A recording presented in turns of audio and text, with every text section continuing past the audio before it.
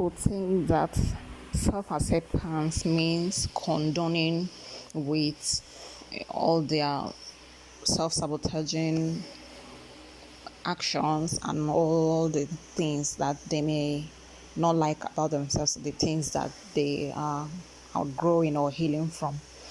No, that's not what it means. Hi, my name is Chinwend, and today I'm talking about unconditional self-acceptance. Self-acceptance is being at home with the totality of who you are. It is being at home with who you are as a whole.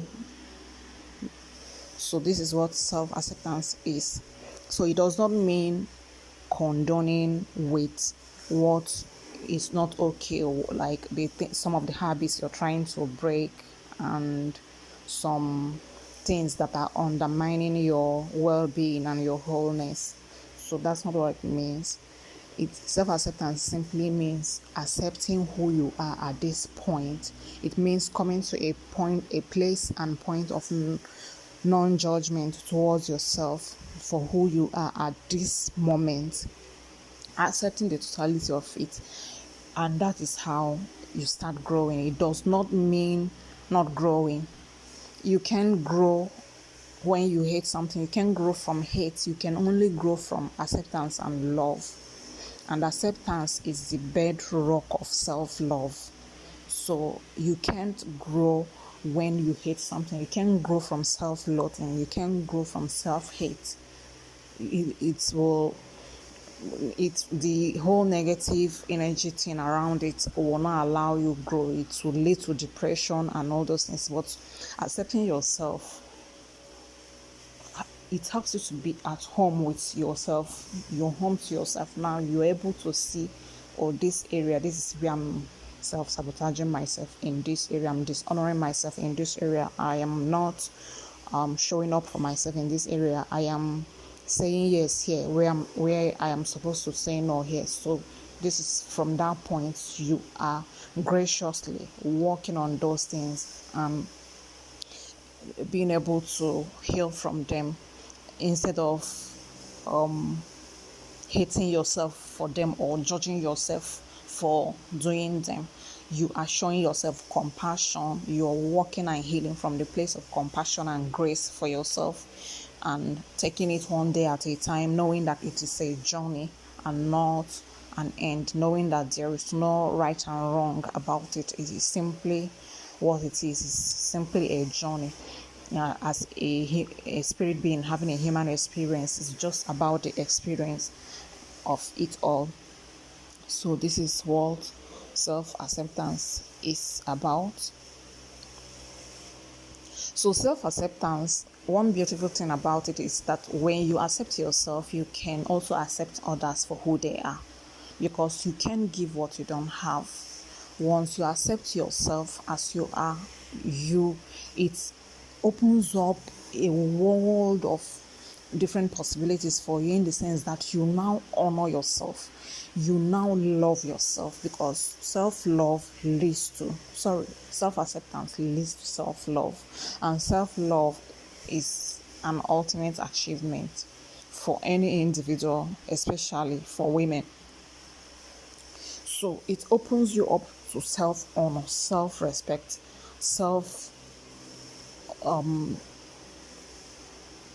coming into your power, self-assurance that you can think of, honoring yourself in the most possible way that you can think of, is self-acceptance that brings you to that point. So the best anybody can do for themselves is to accept themselves. It's an ultimate game changer for you.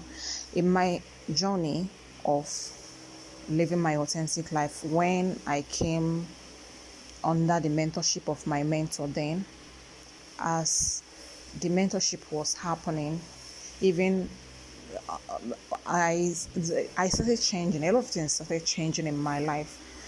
Being someone that came from the Christian background, I've never heard of self-acceptance. I never heard of self-love.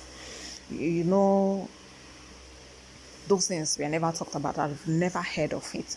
So, but as this mentorship program was going on, my inner states were changing. I started growing. I started experiencing freedom, inner freedom. I started experiencing inner empowerment that I never knew was possible.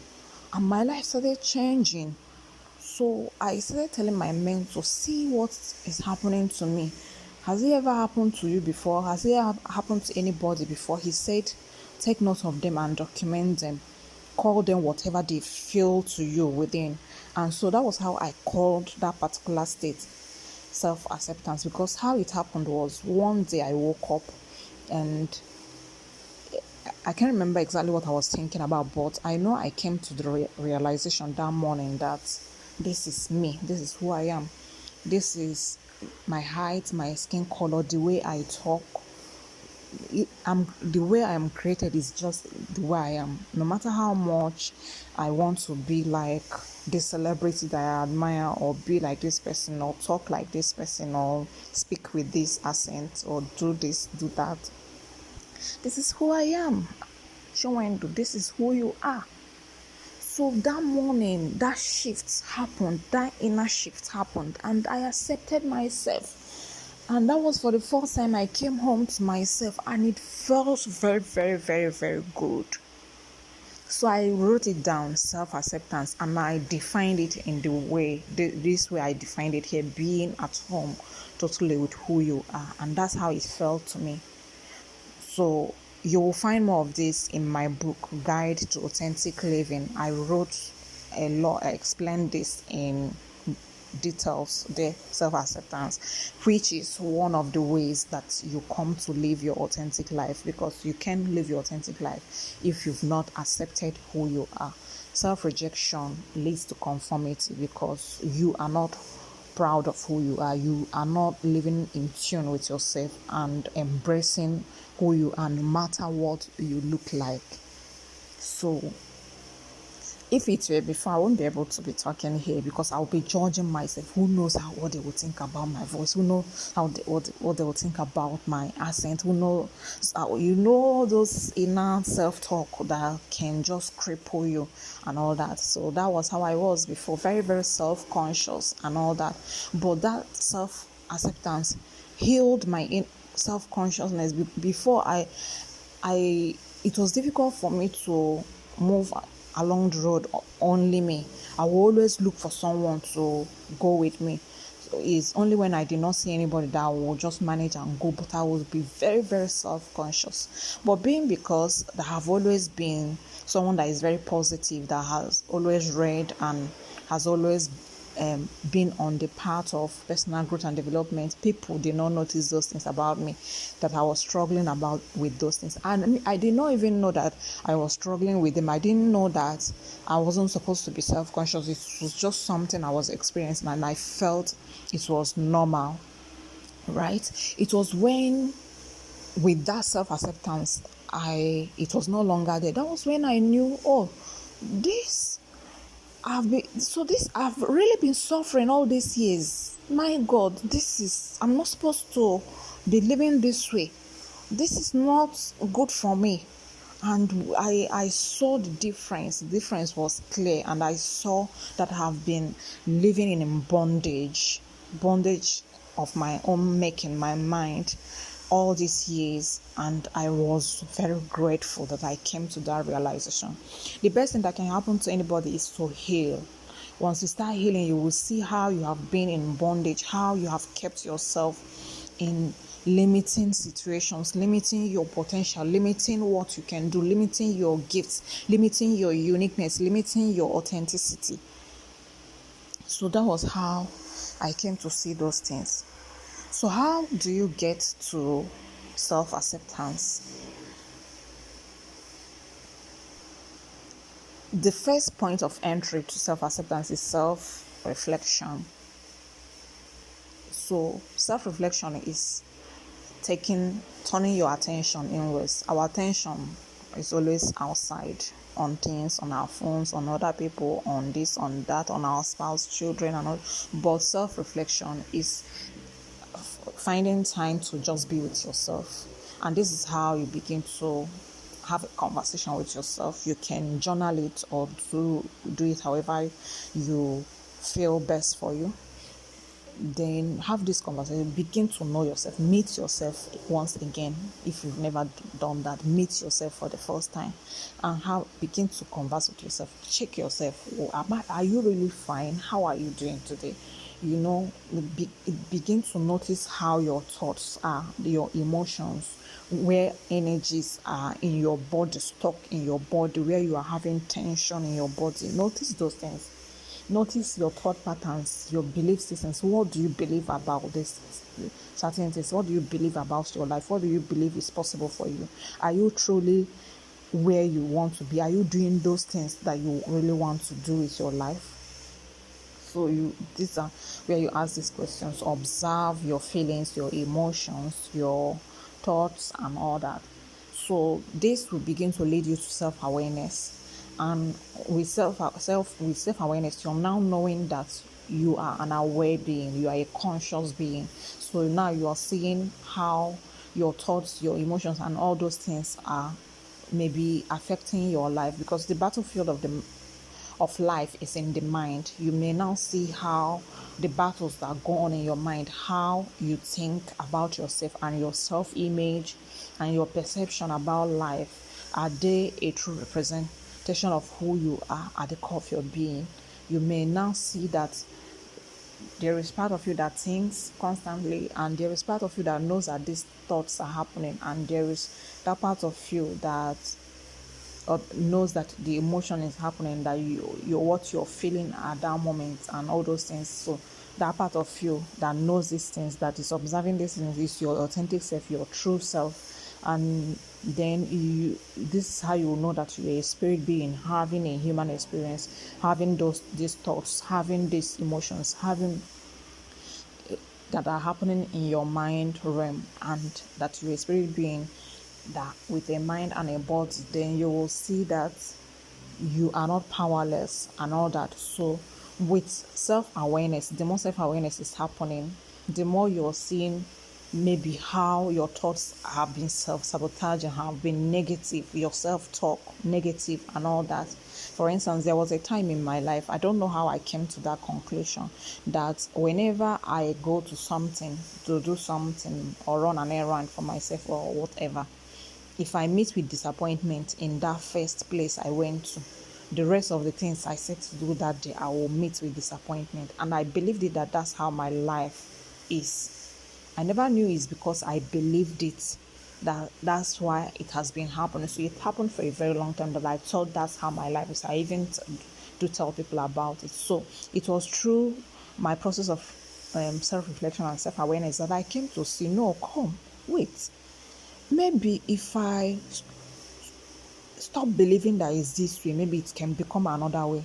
So I found out that life is formless actually. So we give life form with our beliefs and our thoughts and our emotions, actions, words, and all that. So that was when I changed my belief. I told myself, I don't know how I picked up this belief, but from today I no longer believe that whenever I set out to do something, if I meet with disappointment the first time, that will be the order of the day for me. And the things changed. Even if I meet with disappointment in the first place I went to, I no longer have that belief that it's connected with the second place or the other things I will want to do that day. And that incident stopped. So it is through your self-reflection, self-awareness process and all that you start seeing this, and this is how you heal. What I've just described to you is that I healed from that belief. I healed from it. So this is how you heal. So the next step is now healing from these things. I call it mind renewal. Here you're renewing your mind, you're renewing your belief systems, you're changing your belief systems, and we are now in the time of knowing for sure. So it's no longer the time of believing anything. So it's time of knowing. Just know what is. Don't need to believe anything. So this is where you clear up your self-sabotaging beliefs and thoughts and actions. This is where you clear up, untether your soul, clear up the things, heal from the things that needs to be healed from your trauma, and all the things that are coming up for you coming within your radar screen to for you to heal and all that. So the more you're doing that, you're getting to know yourself, and so it leads you to self-knowledge. Man, know thyself. To me, that's one of the greatest statements ever made. Your greatest bet in this life is to know yourself. Once you know yourself, nobody can tell you nothing. So this leads to knowing yourself. Now you know your thought patterns, you know your emotional patterns, your feeling patterns, you know your words, your how you act, and all these things going on within you, your energy movement pattern and all that. So you are now beginning to know yourself, getting to know who you truly are, and at the core of your being, what are your values, what do you really want for yourself, and all that. So with self-knowledge, you will find that the next thing happening is self-acceptance, because the more you know yourself, you will see that you're not that bad. You may not be perfect. Who is even perfect? Is there anybody that is perfect? What is perfection? There is nothing like perfection. So with that, you can easily accept yourself. Yes, at this point, you may come up with some affirmations that can help you, like, I am worth it, I am worthy, I am enough just the way I am valuable, I am awesome, I am compassionate. You know, all the beautiful things you can tell yourself that you are. And with that, self-acceptance can easily happen, and this is how you come to unconditional self-acceptance, because the word unconditional there tells you that you don't accept yourself when you are perfect, because there is nothing like perfection for who? By whose standard? For instance, if I say you are not perfect, I'm just saying it from my standard, and is my standard the standard perfection should be measured from? If you say the same thing to me, is your standards the standard perfection should be measured from? So you see, standard perfection is nothing. So don't fear perfection, don't fear what people think about you. So once you unconditionally accept yourself, it's fear of what people think about you, fear of what they say about you or will say about you, fear of all these things will just drop away from your life, or begin to drop away from your life. You know, this is a journey. It may not be a one-time event. It can just be something that you will continue to work on all the days of your life, right? So with self-acceptance, coming home within like coming home to yourself, being home to yourself, and being okay with the totality of who you are. You are no longer seeking validation from outside of you. You are no longer concerned with who likes you and who doesn't like you. Personally, I prefer that you respect me than like me. That liking me, if I like myself already, so if you like me, I count it as it's an addition, and I appreciate it. But I'd rather people respect me than like me. So because if you're pursuing to be liked, you can never accept yourself. You can never live in unconditional self-acceptance.